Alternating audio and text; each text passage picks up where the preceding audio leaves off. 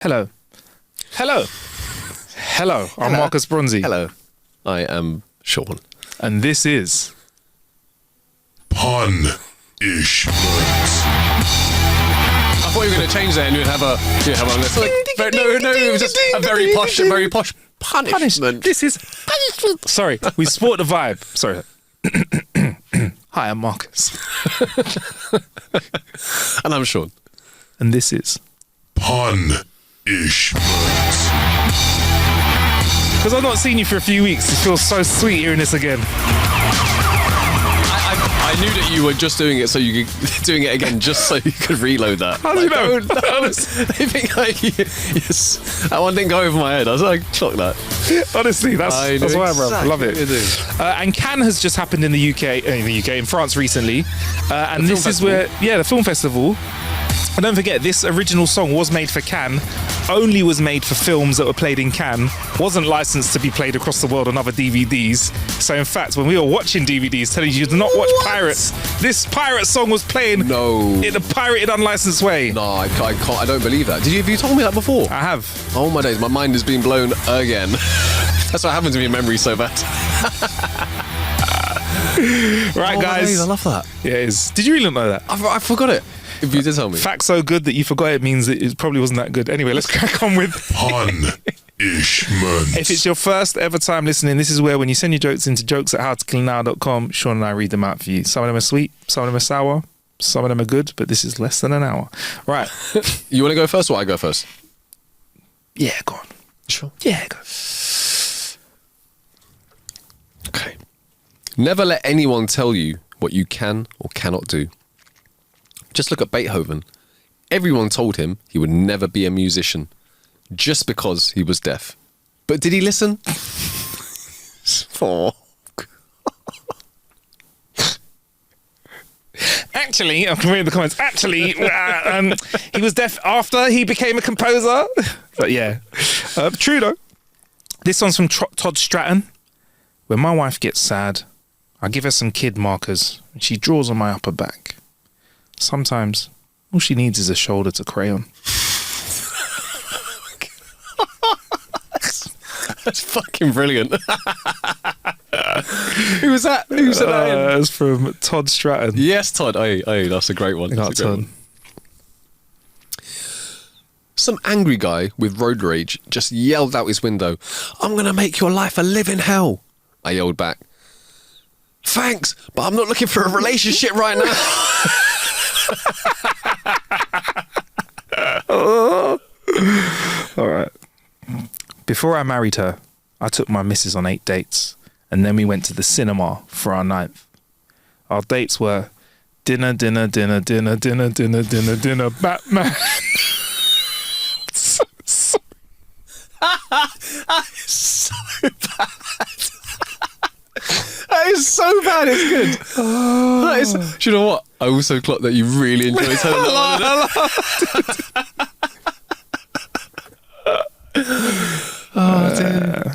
I've been living for 45 years and never seen a Chinese food commercial. Less of a joke, more of a fact. That's true. I've never seen a Chinese restaurant chain, not in the UK, because they know their food's good. You know the food's good. Or if it's bad, you're like, yeah, it's supposed to be bad though, isn't it? It's like cheap. That is one of those ponderances in life, isn't it? Chin scratching. That is a chin scratcher. Does that work for chicken shops as well? I've heard radio adverts for chicken shops. Like local North. I've heard like a Sam's Chicken one. Yeah, I was about to. Yeah. Sam's Chicken. Yeah. And I've heard Morley's. I think I've heard a Morley's jingle. Yeah. But never TV. KFC does TV, but that's not KFC. Is that hood chicken, though, isn't it? That's not like end chicken. But it's still chicken. Still chicken, yeah. And then lots of pizza ones. Yeah. Italian pasta. Like we're talking like pasta. Jars of pasta sauce, I've seen. Jars of pasta sauce. But then you have like Uncle Ben's. Yeah. Or like straight to wok with a moi. Yeah, and you're like student food, innit? Basically, yeah. I've never seen a Chinese food commercial. There we go. If you've seen one, let us know. Surely America it's like Panda Express, isn't it? Yeah. Anyway, that's a joke. I have no idea. All right, cool. Anyway, a young girl was going on her first date. Before her date, her nana decided to give her some advice. Sit here and let me tell you about those young boys. He's going to try and kiss you, and you're going to like that, but don't let him do that. Next, he's going to try and kiss your boobs, and you're going to like that too, but don't let him do that. But most important, he's going to try and lay on top of you, and you're going to like that, but don't let him do that, because doing that will disgrace the family. With that bit of advice, the granddaughter went on her date. The next day, she met with her Nana. Nana, how'd it go? Granddaughter, you were right about everything. Nana, good. And did you resist temptation? Granddaughter, even better. I didn't let him disgrace our family. When he tried to jump on me, I turned over, got on top of him, and disgraced his family. Get it, girl. Come on. Send him home. Oh, disgrace. He's like that. Oh, no, I'm a disgrace. Oh, no. What film was it in? Was it American Pie? He's like, I've been used. There's a film where he's like, oh yeah, I've been. And then he's like, I've been used. I've been used. It's one of the American Pies, isn't it? An American, a Mexican, and a Brit walk into a pub. The Mexican says, I'll have a Corona, the finest beer of Mexico. The American says, I'll have a Budweiser, the king of beers. The Brit says, I'll have a ginger ale. A ginger ale? The American says quizzically. The Brit replies, well, if you lot aren't going to have a proper beer, why should I? Oh. Dig. A man is in a bar chatting with a bartender when the topic of sex comes up. The guy is drunk off his ass on Blue Moon beer, and he accidentally confesses that he's a bit of a pervert who likes to in other people's food without them knowing. He says he does it all the time. The bartender must have heard worse because they're absolutely unfazed, continuing to chat with the man as if he'd been talking about the weather. Pretty soon, the man stands up and goes, I'm going to the bathroom. He's gone for a couple of minutes, and when he returns, he takes a nice deep swig of his beer. Absolutely wasted, he asks the bartender, so, do you ever jizz in anyone's food? The bartender shrugs and goes, maybe once in a blue moon. Oh, damn it. How did I not see that one coming? Also, I'm guessing this guy probably had the invisible thing, innit? Yeah, he did. Yeah. I mean, are you jizzing in people's food like, all the time? Unless you are... I'm shaking a cocktail. I'm shaking a cocktail. Unless you are working as a chef, and then that just is... No, that's grim. I don't want to think about that. Right. Now I've got the thought of...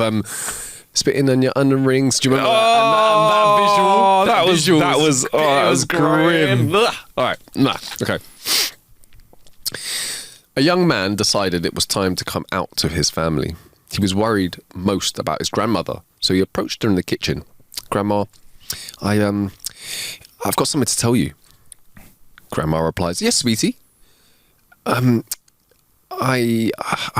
gay. Gay? Said his grandma. His heart stopped. Grandma continues, does that mean that you put men's things in your mouth? Grandma!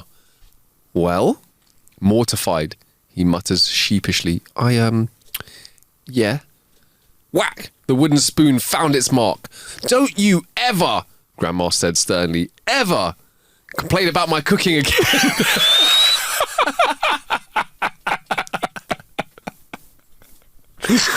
Hey. That took a different turn to what I expected. You sounded nervous reading that anyway. Oh my God, right. What do boobs and model trains have in common? Oh, so I don't know. They're meant for kids, but are primarily played with by grown men. Oh, man. I recall my first time with a condom. I went in to buy a packet of condoms at the pharmacy. There was this beautiful assistant behind the counter who was also someone I saw out in bars a few times locally, and she could see that I was new to it. She handed me the package and asked if I knew how to wear one. I answered honestly, no, this is my first time. She said, I know you from around. You're cute. Don't worry. I'll look after you. She unwrapped the package, took one out and slipped it over her thumb. She cautioned me to make sure it was on tight and secure. I apparently still looked confused, so she looked all around the store to see if it was empty. It was. Just a minute, she said, and walked to the door and locked it. Taking my hand, she led me into the back room, unbuttoned her blouse and removed it. She unhooked her bra and laid it aside. Does this excite you? She asked. Well, I was so dumbstruck that all I could do was shake my head. She then said it was time to slip the condom on. As I was slipping it on, she dropped her skirt, removed her panties and sat down at the desk. Well, come on, she said. We don't have much time. So I climbed on her. It was so wonderful that unfortunately I could no longer hold back. And kapow! I was done within a few minutes. She looked at me with a bit of a frown. Did you put that condom on? She asked. I said, I sure did, and held up my thumb to show her.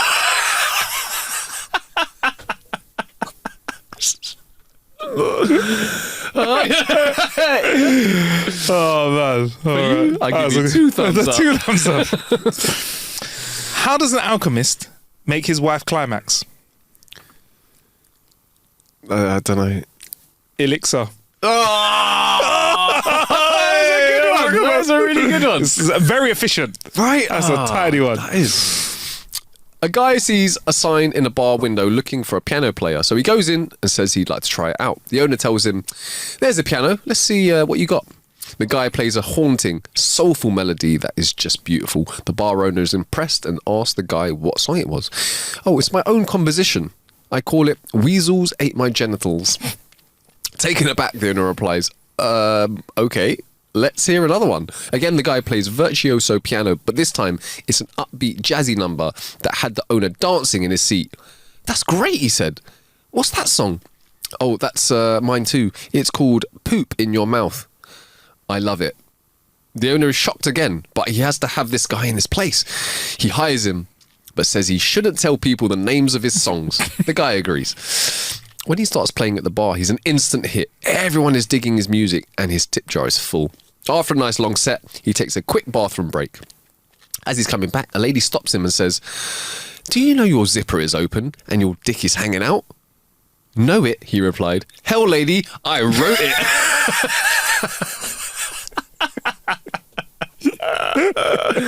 Oh, that's a good one. That's a tiny one. Yeah. All right. Before heading into war, the king locked his beautiful wife in her room and handed the key to his trusted friend. He said, if I don't return in 4 days, unlock the door and she'll be yours.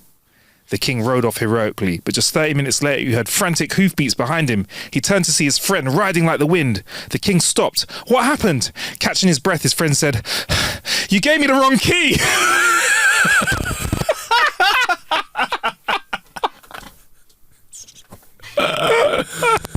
There you go. I was in Tokyo for business. I got so drunk and spent the night with a Japanese porn star. The whole thing was a blur. Hey!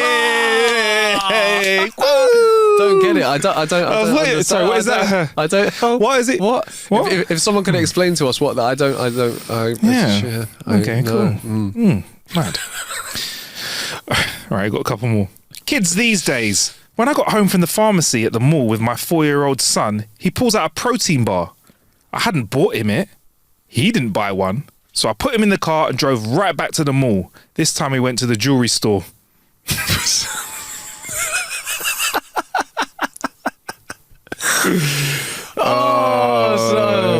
think we've done a bunch for this week, innit, Sean? We good? We good? Yeah, I'm happy. Guys, that was Punishment.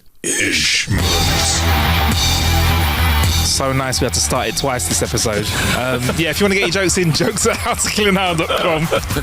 That's jokes@howtokillanow.com. Thank you for all your jokes. There are some great ones that have coming in that we've got coming up in episodes, but we've got to bounce now. So shout out to those that have got involved, including a geezer called Phil, who sent in a couple of tidy ones, and Lynn. So they're coming up. They're coming up, guys. They're coming up, guys. But in the meantime, make sure you hit like and subscribe. Yeah, man, we'll be with you soon, innit? Hey!